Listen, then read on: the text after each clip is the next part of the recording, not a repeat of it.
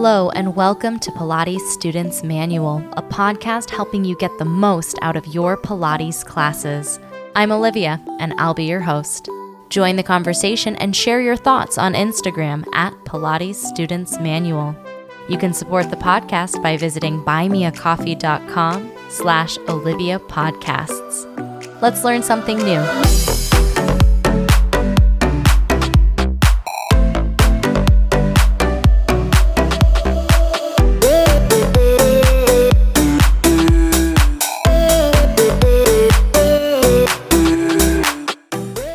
Hello, everybody. Welcome back to the podcast. Today, we're going to be diving into the idea of using momentum in our Pilates exercises and kind of tackling the myth that using momentum is bad or is cheating, and really looking at momentum as inherent to a lot of Pilates exercises and as something that can add challenge in other Pilates exercises and also be kind of like a set of training wheels that helps us get to the next level in our Pilates adventure. So that is what we are diving into today. What a treat.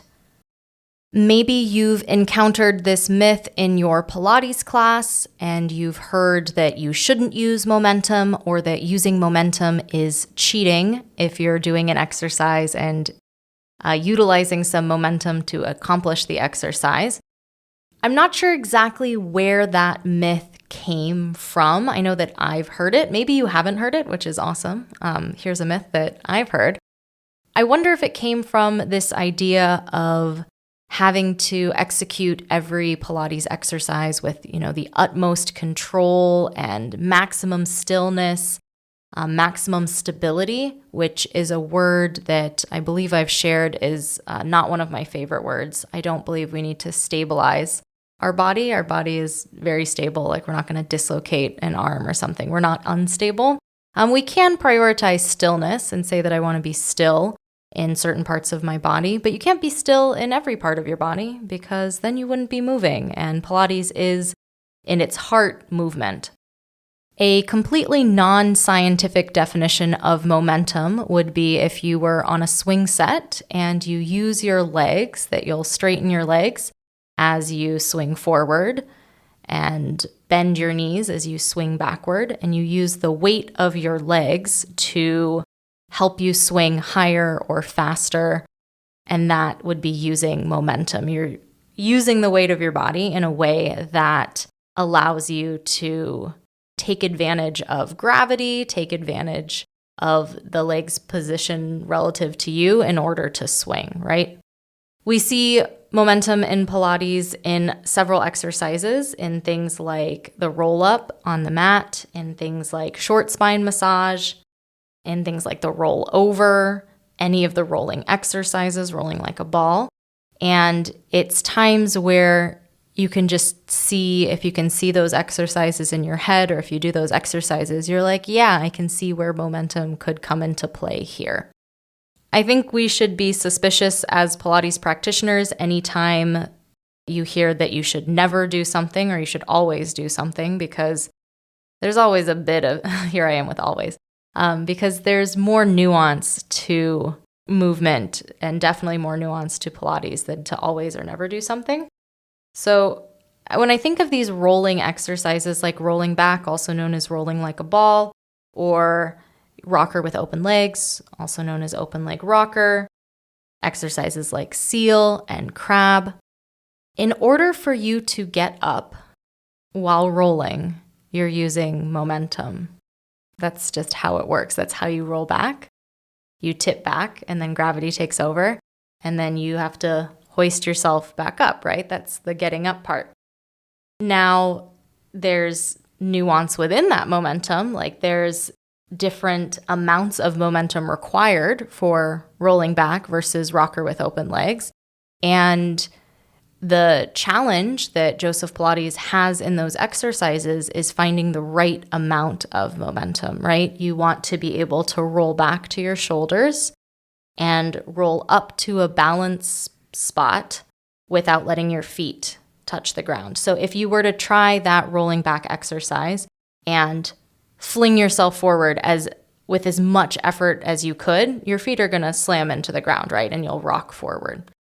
So we want to find this balance of momentum, right? Where you have enough to get back and enough to get up, but no more and no less. You don't want so little momentum that you end up like a turtle stuck on your back, right? You want to get back up. So you need some momentum, but how much is kind of the game that we play when we do that exercise.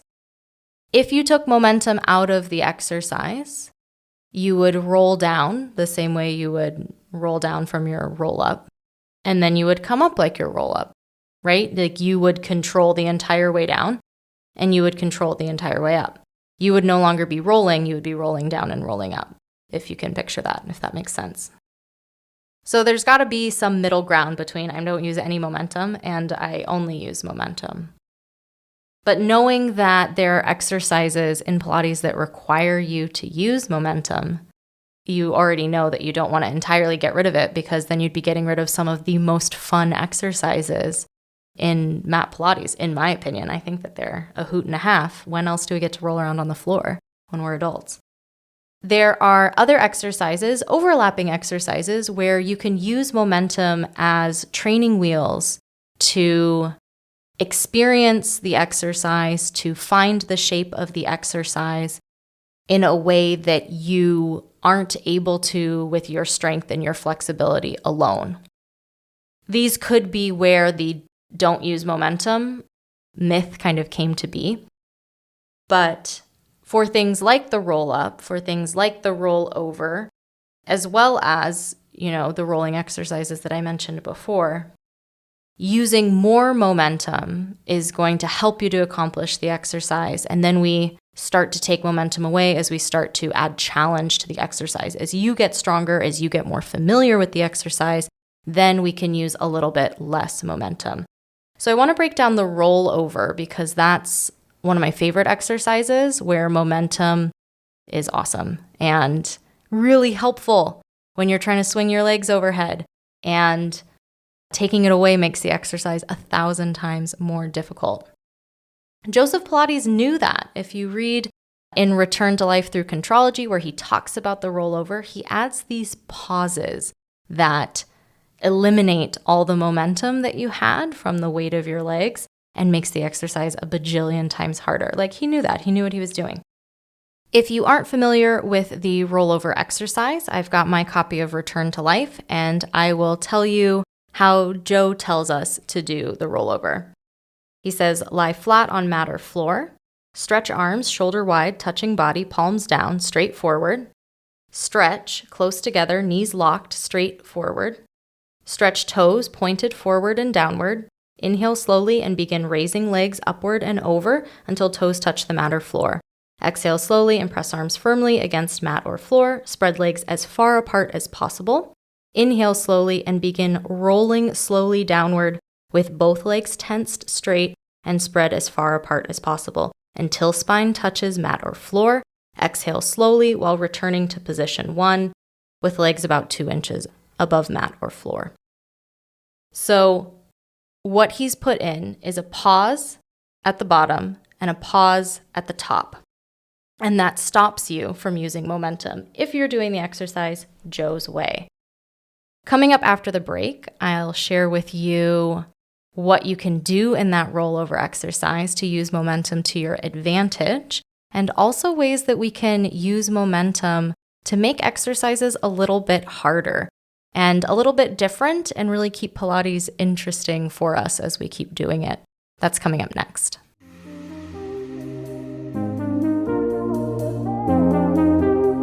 Hi there. Enjoying the podcast? Me too. Make sure you subscribe wherever you're listening so you get notified about new episodes. And visit buymeacoffee.com/Olivia Podcasts to support the show. There you can make a one-time donation or become a member with a donation of as little as $5 a month. Members get some awesome perks, including a shout out in the next episode, a monthly newsletter, a monthly Zoom call with me, and more. You can also visit links.oliviabioni.com/affiliates and check out some sweet deals on products I use and love. Now back to the show.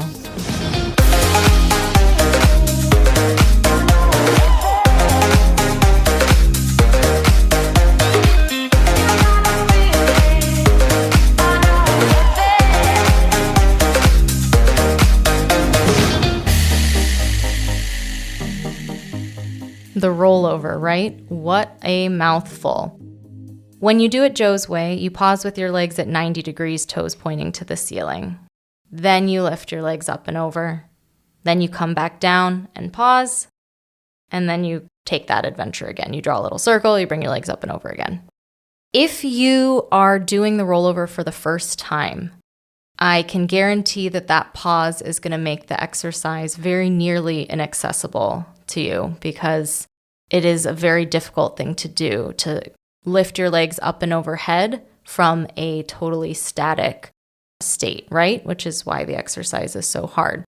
But if you were doing the exercise for the first time and you wanted to get that feeling of your legs lifting up and overhead, you can use momentum by starting with your legs straight and low. And then as you lift them up to the ceiling, keep lifting your hips overhead. You use the weight of the legs, just like swinging in a swing set, to pull yourself into that overhead position, right? Feet on the floor behind your head. Kind of like a plow pose if you're a yoga person, right? And then same thing, we separate the legs, we start to roll down, we try to go as slow as we can. Joe says pause at the bottom with your legs pointing to the ceiling, then draw that circle, but you could also just let your legs come down, via gravity until we get to that 2-inch mark, draw the circle. I would never say to a client of mine that using momentum in that instance is wrong, because if you want to experience the exercise and lifting your legs overhead from lying down isn't working, momentum is a great way to help it work. Not because that's the end game and that's all you want to do is fling your legs overhead, but when we learn something new, it always starts clunky. It's never perfect and graceful and flowing the first time you do it. You're not learning if it's perfect and graceful and flowing. You've got to make mistakes and overshoot it, I think of rocker with open legs a lot in that regard, and it takes me like 3 open leg rockers to find how much momentum I need in order to execute the exercise. Sometimes I come up and I put a little bit too much gusto in it, and then my feet touch the floor, and then it's okay. I need less than that. And then I roll back, I roll up, and I'm like, ooh, that's not enough. I didn't get all the way to where I wanted to be. And you kind of have to find that sweet spot. So using momentum can be a training wheel situation that it can get you started in your rollover. Or I think about the roll up a lot as well. If you think about when your arms are overhead, when you take your arms to the ceiling, that you're throwing a ball at the wall in front of you, and you're kind of using the weight of your arms in this case to fling yourself up to seated, that is a great way to start doing the roll-up. If everyone else in class is doing the roll-up and you're just staying there on your back, it's like really frustrating and disappointing. And you want to experience the movement, so using momentum is definitely a way to do that. As like a stepping stone, as training wheels to get to a place where we're a little bit stronger and able to do it without that much momentum. So taking away momentum can add challenge in things like rolling back or open leg rocker. When you're doing those rolling actions and you make your ball smaller and smaller, it means your legs can do less flinging for you in the rolling exercises, and that's going to make it harder. Eventually, your ball will be so small that you will not be able to get back up, right? And so that would be the edge that we're working towards, because I still want to be able to do the movement of the exercise, but I can challenge myself by making that exercise as hard as possible. One of the ways we do that is by taking away our ability to fling ourselves with our legs and arms, right? And when you're in a really tight ball, you can't. Or for open leg rocker, if you're holding onto your ankles, you have a lot less wiggle room to play with. I want to further complicate this idea of momentum by sharing ways that momentum actually makes exercises a bit harder. It does. It does in 2 particular exercises. It's not an exhaustive list. There could be other exercises or even Pilates exercise variations where, using momentum is interesting and can make it a little bit more challenging. But the exercises I had in mind were 1-leg circle and the side kick. I suppose also the kneeling side kick as well. So here's how I think about momentum in 1-leg circle, because there's a bunch of different ways to do 1-leg circle. And the way I'm thinking of is draw the biggest circle you can as fast as you can. Pause at the top. that pause at the top is really difficult if you used momentum to draw the biggest, fastest circle. So if you think of one leg circle, you're lying down, you've got one leg up to the ceiling, one leg long on the floor. You draw the biggest circle you can. In Joe's version of one leg circle, your circle's so big that your hip lifts when you come across the midline and your other hip lifts when you open the leg wide to the side. If you are using momentum and flinging your leg in this gigantic circle and then trying to stop at the top of your circle, because you have to be a brick wall to all of the momentum of the weight of your leg, momentum makes that really, really difficult. If you were to draw a slow circle and then stop at the top, you weren't using any momentum, and that stop's pretty easy because you weren't going very fast to begin with.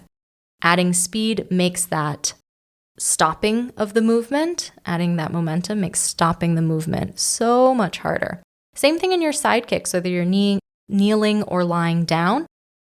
When you swing your leg forward, and then you have to stop it to change directions and swing your leg behind you, that is harder to do when your leg is moving faster. So it's not that slow is harder, fast is harder. Depending on the exercise, depending on what you're trying to do in the exercise, they both offer challenge. And I think that's kind of what I'm getting to at the heart of all of this, is that momentum is another ingredient, like the length of the lever, whether you have a straight leg or a bent leg, like the range of movement you're exploring, like the movability of the surface you're on. If you're on a balance ball, it's a lot harder to do something than it is, or like a foam roller, than it is if you are on something that doesn't move, like the ground.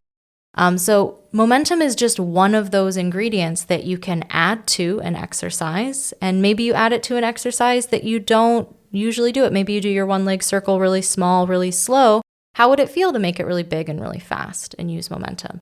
It can be something where you play with how much momentum can you add to this exercise? Not because it's better, but because it takes an exercise that you're familiar with and helps you to see it through a different light, through a different lens, and it kind of keeps Pilates fun. So I think momentum is a great thing to play with. If you are interested in playing with it, pay attention to where it pops up in your classes.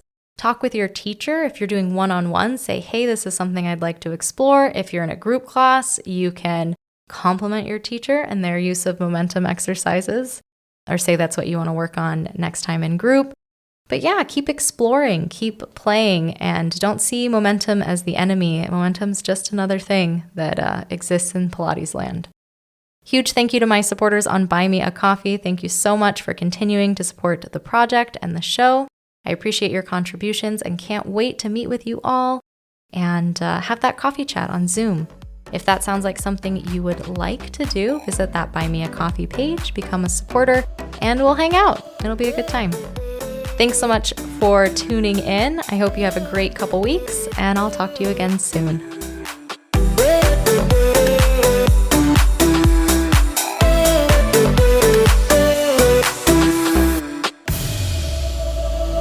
Thanks for tuning in to this week's episode of Pilates Students Manual, a podcast helping you get the most out of your Pilates classes. Be sure to check out the podcast Instagram at Pilates Students Manual and subscribe wherever you're listening. Interested in teaching Pilates too? Check out Pilates Teacher's Manual, available everywhere you listen to podcasts. I hope to see you next episode. Until next time.